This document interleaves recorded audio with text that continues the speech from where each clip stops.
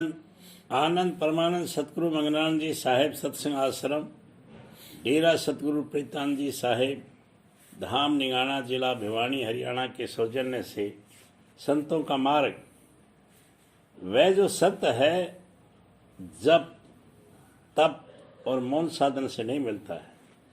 ऐसी करतूत वाले सब थक रहे। किसी ने उस सत्य को जिसको संतों ने पाया है, भेद नहीं पाया। वह भेद सतगुरु वक्त की सेवा और शरण से मिल सकता है, क्योंकि उस सत्य ने आप सतगुरु रूप धरा है। इस वास्ते सब जीवों को जो सत्य की प्राप्ति की चाह रखते हैं, चाहिए कि कर्म और धर्म छोड़कर सतगुरु वक्त की प्रसन्नता के लिए मेहनत करें, तो एक रोज उस पद को पाएंगे। बाल विधवा और बाल साध को वक्त यानी उम्र का काटना निहायत मुश्किल हो जाता है और बहुतरे तो खराब हो जाते हैं। पर जो उनको सदगुरु पूरे मिल जावें और उन पर निश्चय आ जावे, तो दोनों का वक्त सहज में कट जाए। और जो विद्या गुरु मिले, तो विद्या या तीर्थ व्रत में या मूर्ति पूजा में वृथा जन्म उनका बर्बाद हो जाएगा और जन्म मन की फांसी नहीं कटेगी। इस वास्ते उनको और सब जीवों को चाहिए कि जितनी हो सके सतगुरु पूरे की खोज में मेहनत करें। जो उनकी खोज में इसका शरीर भी छूट जाए तो भी सोच न करें, क्योंकि जब सतगुरु के मिलने की आशा इसके चित्त में दृढ़ हुई, तो वह ठीक भक्ति सच्चे मालिक की है। उसको मालिक सतगुरु रूप से जरूर मिलेगा। जीव इस वक्त में ऐसे अभागी हैं कि संतों के वचन की प्रतीत नहीं करते और धर्म ग्रंथों की बात को खूब पकड़ते हैं। यहाँ तक कि वहाँ कुछ पर्चा भी नहीं मिलता, पर काल ने ऐसा डंगा लगाया है कि अपने मतलब के वचन की जीव से मनवा लेता है। और संत जो दया करके इसको भली प्रकार समझाते हैं, सो नहीं मानता और उनसे पर्चे मांगता है। इससे मालूम हुआ कि ये जीव काल के हैं, जो बिना पर्चे संतों का वचन नहीं मानना चाहते और काल का वचन बिना पर्चे मानते हैं। ऐसे जीवों पर संत भी तवज्जो नहीं करते। प्राण योग और बुद्धि योग की गम आकाश तक है। इसके आगे सूर्य शब्द की आश्रय आ सकती है और वहां पहुंचकर अजाय पुरुष का दर्शन सूरत को प्राप्त हो सकता है, जो कि सतयुग द्वापर त्रेता में सबसे गुप्त रहा। किसी को इसका भेद नहीं मिला। अब कलयुग में संतों ने प्रकट किया है। जिनको संतों के वचन की प्रतीत है, वही उस अजाय पुरुष का दर्शन पावेंगे और मुक्ति पद को प्राप्त होंगे।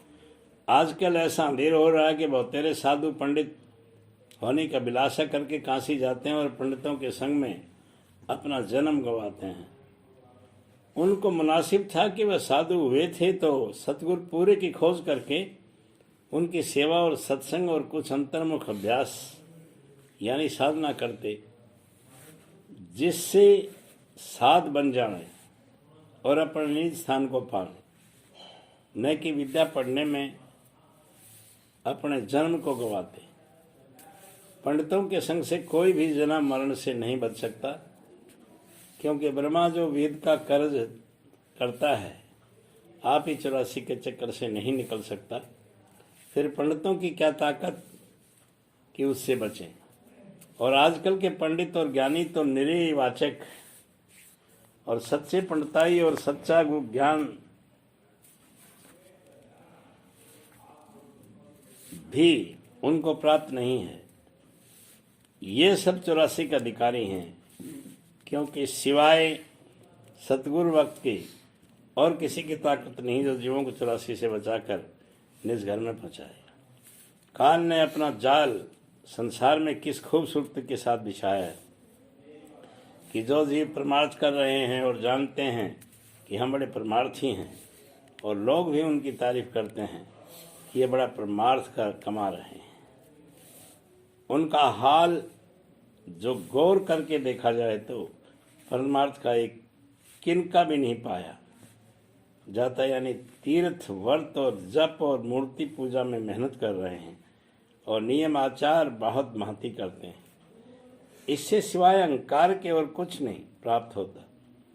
इस वक्त में वह करतूत मालिक की मंजूर नहीं है और नए 84 से बचा सकती है। इस वास्ते सब 84 में चले जाते हैं। जिसको 84 से बचना मंजूर है उसको चाहिए कि सतगुरु वक्त की भक्ति करे, सिवाय इसके दूसरा उपाय बचने का नहीं। पर क्या कहा जाए कि जीवों को और साधना में तो मेहनत करना मंजूर है, पर सतगुरु भक्ति कबूल नहीं करते। बाजी ग्रंथ वगैरह की टेक में बंधे हुए हैं और इसी को गुरु मानते हैं। और गौर करना चाहिए कि ग्रंथ को गुरु मानने से क्या फायदा होगा और कहाँ ऐसा हुक्म है। ग्रंथ तो जड़ है, उसकी कोई सेवा नहीं हो सकती है, फिर क्या गुरु भक्ति ऐसे जीवों से बन जाएगी। ग्रंथ की भक्ति यह है कि जो उससे वचन लिखा है उस पर अमल करें, यानी उसमें जो लिखा है कि सतगुरु की खोज करके उसकी सेवा करें और शरण लें, इस वचन को माने। और जब ये वचन न माना गया तो ग्रंथ की टीक झूठी है। इनका भी वही हाल समझना चाहिए जो कि मूर्ति पूजा समझाने वाला नहीं मिलता, मूर्ति पूजा वालों का है। पर सबब इस गलती का यह है कि जीवों को कोई सच्चा समझाने वाला नहीं मिलता। इस सबब से सब भ्रम और भूल में पड़े हैं।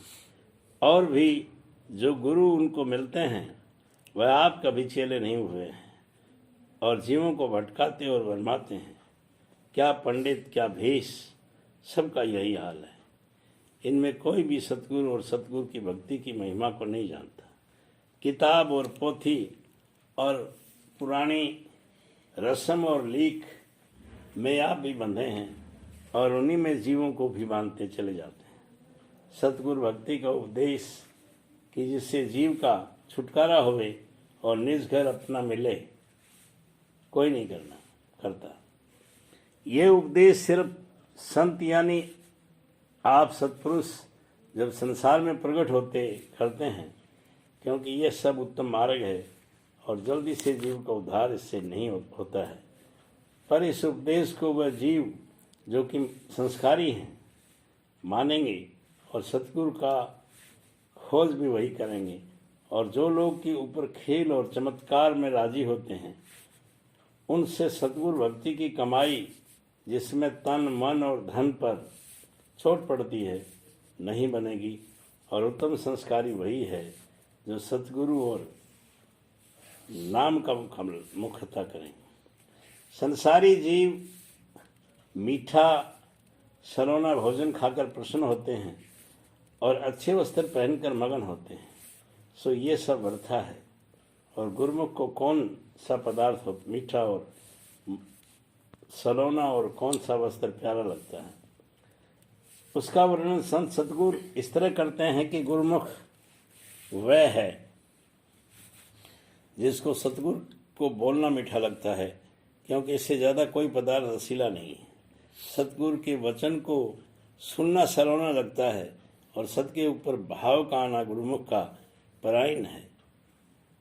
सब का सार ये है कि ये हाल सच्चे और निर्मल परमार्थी का है, उसी का ये पदार्थ से प्यार लगेंगे जैसा कि ऊपर कहा है, और संसारी जीवों को उनसे नफरत होगी।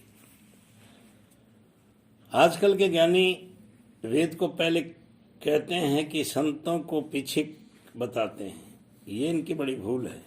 और सबब उसका यह है कि ये उनको संत जानते हैं जो वेद को पढ़कर उसके मुआफिक चलते हैं, और जिनको कुछ थोड़ी सी साध गति हासिल हुई, पर जो संत की वेद के करता हैं उनको इनको बिल्कुल खबर नहीं है। जो वेद पढ़कर संत कहलाते हैं वह इन संतों के सेवकों की भी बराबरी नहीं कर सकते। जैसे एक शख्स ने विद्या तो पढ़ी पर नौकरी नहीं पाई, दूसरे ने विद्या कम पढ़ी पर नौकरी बड़े दरबार में पाई और उस पर होशियार है, फिर विद्या वाला उसकी बराबरी नहीं कर सकता। यही हाल आजकल के ज्ञानियों का है कि विद्या को खूब पढ़ी पर नौकरी नहीं करी, यानी सतगुरु की भक्ति प्राप्त नहीं हुई, और संतों के सेवक चाहे मूर्ख भी हैं, उनकी भक्ति और शरण पूरे सतगुरु की प्राप्त है, तो वह एक रोज पूरे पद को पाएंगे और वाचक योगी और ज्ञानी 84 में भटका खाएंगे। आनंद आनंद।